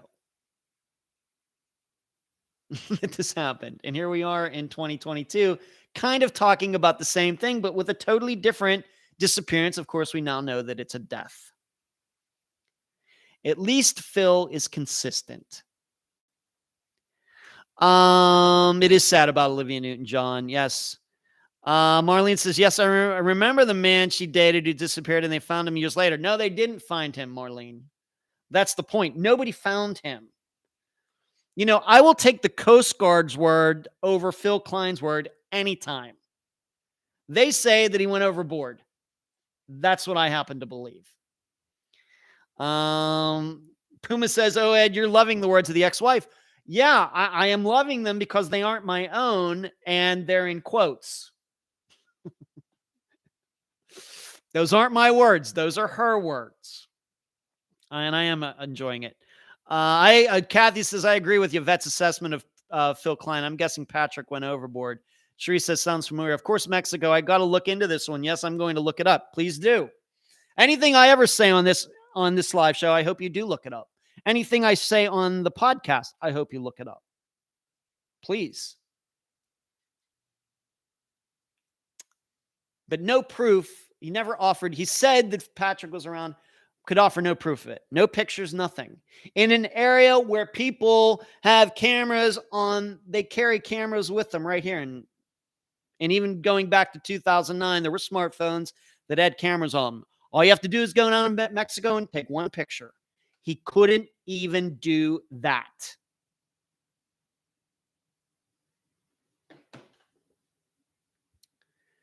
I don't even know about Phil Klein either. I'm so not informed. Well, you can get, I think, what do I want to say to that comment? I don't even know about this Phil Klein guy either. Well, if you need to know a lot about the Tom Brown death, which is a disappearance we covered back in 2018.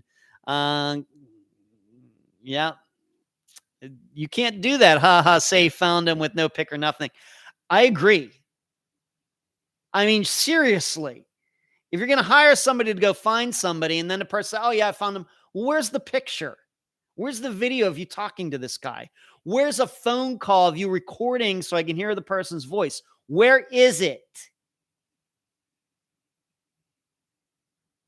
It's disgusting. It's absolutely 100% disgusting. Moving on. So you can look that up. Just thought I'd bring it up given that Olivia Newton-John died. Moving on. I just want to talk for a minute about Heche. Once again, talking about another famous person here. She was involved in a very, very bad series of car accidents a couple days ago. Was it yesterday or the day before? And it's kind of a big deal. I think that Anne Heche has had some issues over the years with, I don't know, bipolar depression, drinking or something. But the reason I want to bring this up is because she was doing a podcast. Now, it didn't happen. A lot of people think that this all happened on the same day. It didn't. But you got to realize that Cherie says that Anne Heche is in a coma. Yeah. If you don't know, Anne Heche within the last couple of days, she was in a very horrible car wreck. She left the scene with her car. She hit a garage, then took off, and then ran into somebody's house with her car, and it got caught on fire. She had to be dragged out of it. She got severely burned. Horrible. But what's getting everybody's attention is she has been doing this podcast with some other woman. And on this podcast, they talk about drinking and, in a very, flippant way.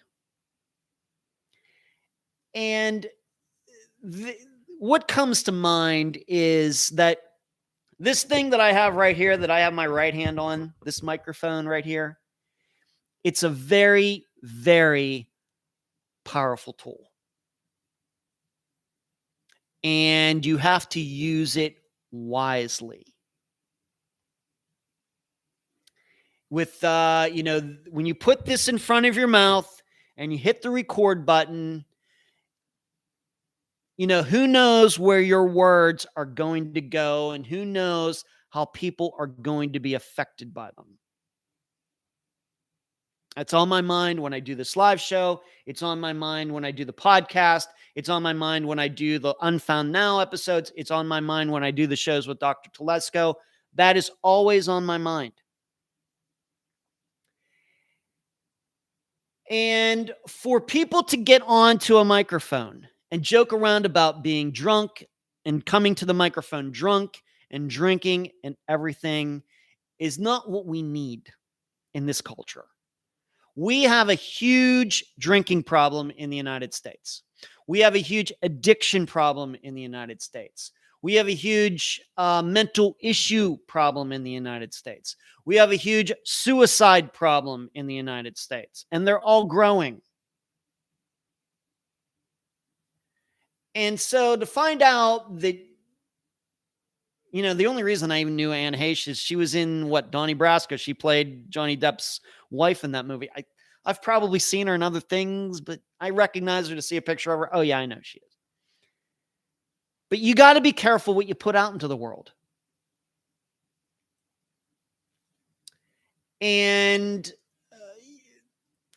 as I have written here, is that what people like do this, who choose to do this, it's not meant for everybody. You should not be doing a podcast just because you can have a phone, you can have a computer, and everything else. There is a certain level of responsibility and maturity that needs to come with this, or you're just going to be putting bad things out there. I have the example of, when the first digital video cameras came out, like right when I started to get into independent filmmaking, like 1999, there was the Canon XL1 and some others. And there was this big idea, filmmaking is going to be democratized. It's going to be a lot cheaper. You don't have to get film anymore. You don't have to get the film developed. You don't have to, have these powerful lights, making everything bright so everything gets exposed correctly. This is going to democratize filmmaking. Everybody's going to be able to do filmmaking. Well, yeah, but really all what happened was there were just more bad movies. Filmmaking didn't get better. It didn't get democratized. There were just more bad movies.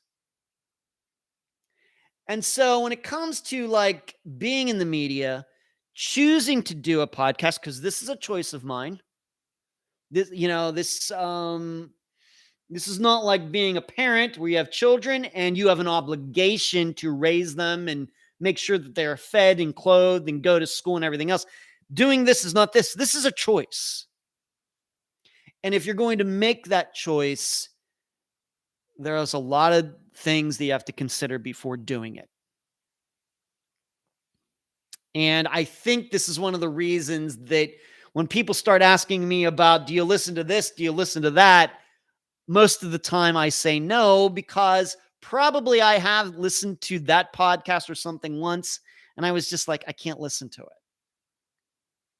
it. It's not the right tone. It's not serious enough. These people surely are just doing this because they have a computer and the microphone and for no other reason. So this is what I think about Anne Heche, who was doing a podcast joking around about drinking and being drunk and, doing all this stuff. And then a few days after doing an episode of this podcast, she probably was drinking and driving and wrecked, not just once, but twice. Probably wrecked the first time, was trying to get away and wrecked the second time. Luckily, she didn't kill anybody. So it's just, was it a comedy podcast? Anne Heche is not known for comedy, I don't think. I think it's just one of these things that, podcasting is a thing. We're going to do one. That's what it seemed to me, Charles. That's what it seemed like to me.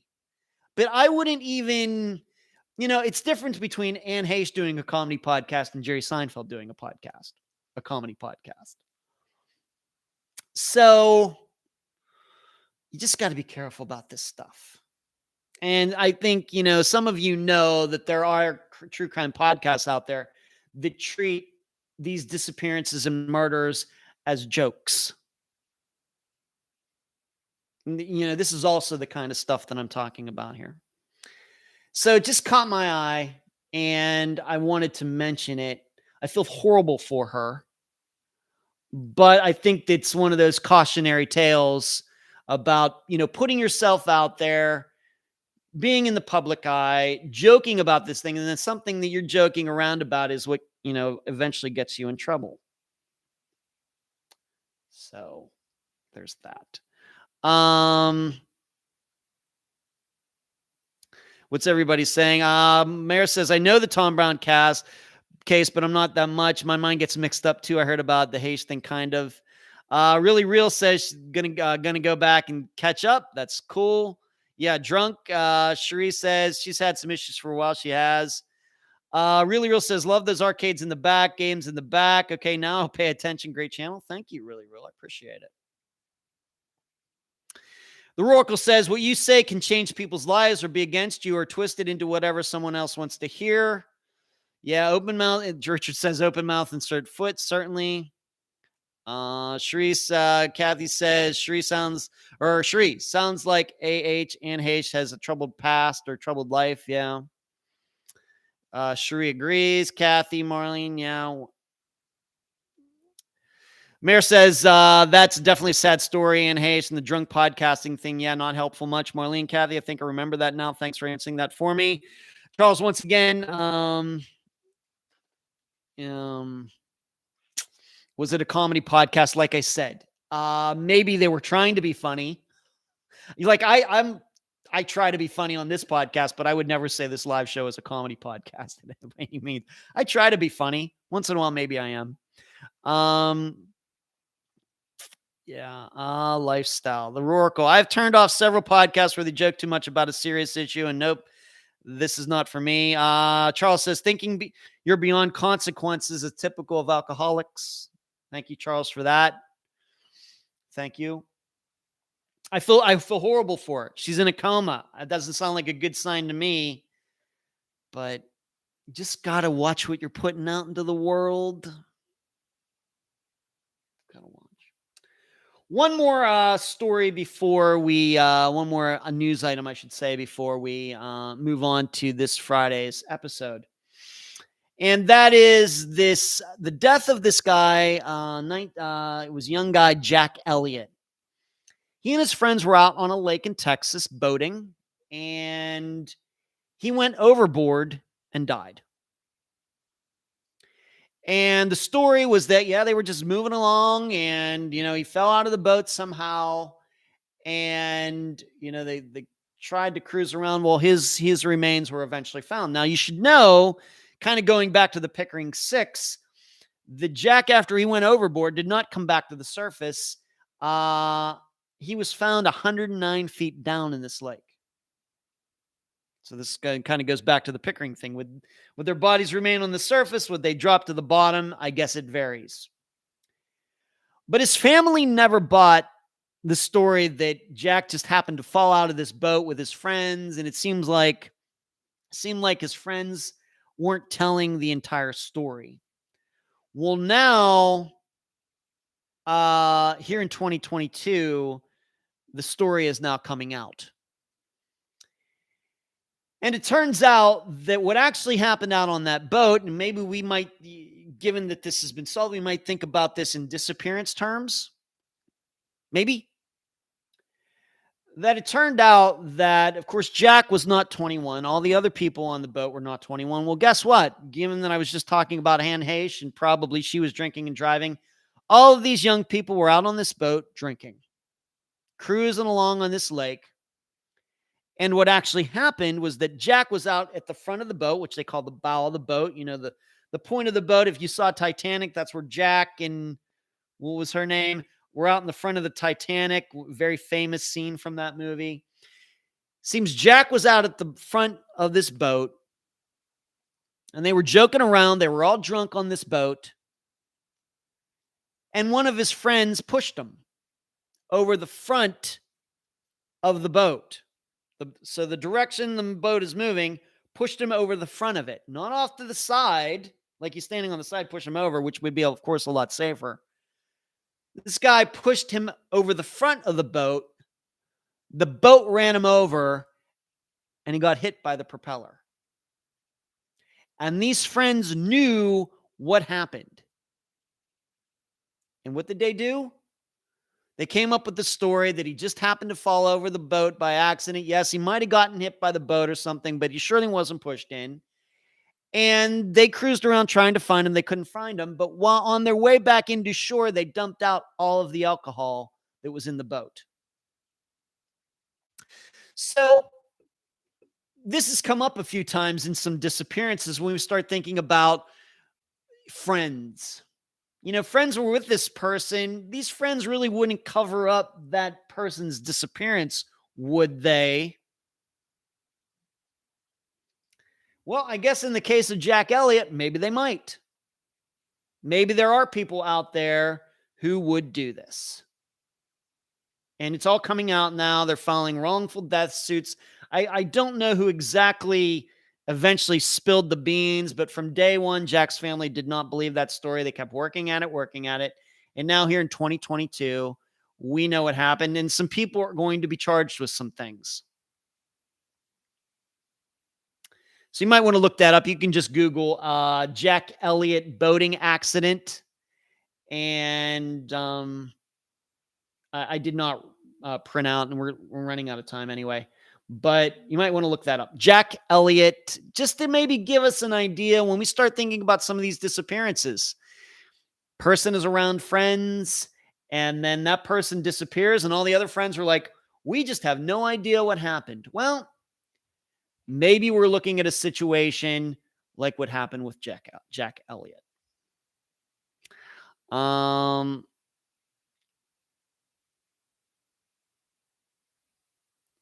Yeah, it's a comedy podcast about disappeared episodes. Yeah, that's really, yeah, Kathy, I remember that. I agree, Kathy. You're right, Ed. Thank God that lady and her pets are alive. She has no home now. Yeah, the house of the person Anne Heche ran into. Yes. Oh, well, that is terrible. Alcohol can be a problem. I thought she had been going through some things, but wow, I bet this car accident really changed her life in many ways. Well, I'm not even sure she's going to even survive. She got burned very, very horribly, Mayor. Sheree says, the timing of that story in the Pickering 6, last night, a good friend of mine from high school and his wife were both killed in a head-on collision when the boat with no lights ran into another boat. Oh, with 4 passengers. Oh, my goodness. They were killed instantly. Pretty sure alcohol was involved. Oh, man. Sorry to hear that, Sheree. Marlene says, look what that Houston nurse that ran the red light in LA and killed a few people. Yeah. Going 100 miles an hour. Now, maybe there was some mechanical issue, but that would be pretty rare, really rare for a newer car. If it was a 75 Nova, maybe I could understand it, but not some new car. Got to believe that maybe the woman had some medical incident or something, Marlene. I'm hoping that it wasn't intentional. Yeah, drinking and boat accidents and car accidents. Come on, people. I just hate to hear about that. So preventable, like the Murdaugh son. Yeah. So you can look that up. So in our national news tonight, talked about Anne Heche, Jack Elliot, and of course this ex-lover, ex-boyfriend of Olivia Newton-John. And what do you know? Phil Klein popped up in that. Who would have thunk it? So let's talk about this Friday. It's the disappearance of Brenda Davidson. We're going the whole way back to 1974. I was about 3.5 years old. This disappearance of Brenda Davidson occurred in Woodbridge, Virginia. Her sister, Lisa Davidson, who was only 7 at the time, by the way. Brenda was 13 on the verge of 14.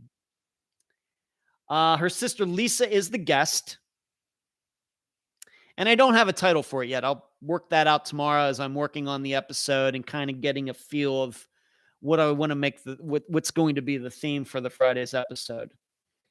But here's what I can tell you right now. Surely Andrea Bowman's disappearance is going to get mentioned. Because I'm pretty sure that all of you, once you start listening, once I go through like the summary of the case at the beginning before the interview starts, and then when you hear the interview with Lisa, you're going to think this is Andrea Bowman's disappearance 15 years before Andrea went missing. A teenage girl allegedly ran off after allegedly stealing money from her father. Family really doesn't do much to find out what happened to her. And I think it might even seem to be worse in this situation because Brenda had 2 sisters that were very close to her in age. And it just seems that you will hear Lisa talk about it, that after Brenda went missing, and there are a couple different stories about what could have happened. But like I said, this is going to remind you a lot of Andrea Bowman's disappearance. I'm telling you that right now. But you're just going to hear how Lisa said, you know, and after the way I remember it, after Brenda went missing, you know, whatever did happen to her, just nobody in her family ever talked about her ever again. Parents, Lou as a daughter, never mention her name. The sisters don't mention her name. And really stories don't start to pop up until after the father died in 1985. So that will be the disappearance for this Friday. And everybody should know, everybody sees the Roracle in the chat tonight. The Roracle was the one who was the person who told me about this disappearance and put me in touch with Lisa. So the Roracle, I thank you very much for doing that. Deeply, deeply appreciate it. So that will be the Friday's episode, the disappearance of Brenda Davidson from Woodbridge, Virginia on March 4th, 1974. So that's it for tonight. Talked about disc golf, about how I won again. Love that. These weird birthdays in the time of the Leo. My hand, I showed you my hand for your audio people. I'm sure you couldn't see that. Electric toothbrush, the Pickering 6 pole, Paul Sanders. This live show is going to get its own feed eventually. Upcoming episodes, Zoe Campos, Amanda Fraville. We talked about Anne Heche, talked about Jack Elliot, seemingly the murder or unintended murder maybe of Jack Elliot, and then Olivia Newton-John's ex-boyfriend Patrick McDermott. Answered a question from Jill. Finished with this Friday's episode, the disappearance of Brenda Davidson. That's all I got for all of you. Thank you so much for making time on your Monday night. I hope you enjoy these live shows. I hope you also find them informative. I hope you all enjoy getting to talk to each other, kind of play off each other in the chat. And of course, you'll see me on Friday if you choose to watch the episode on YouTube, or you can just listen as well. As Sheree is posting there, keep your head on a swivel. And before you go, give this video a thumbs up. And I'm sure it'll be a very quick week. And you'll see me again here next Monday. It's going to go fast. Good night.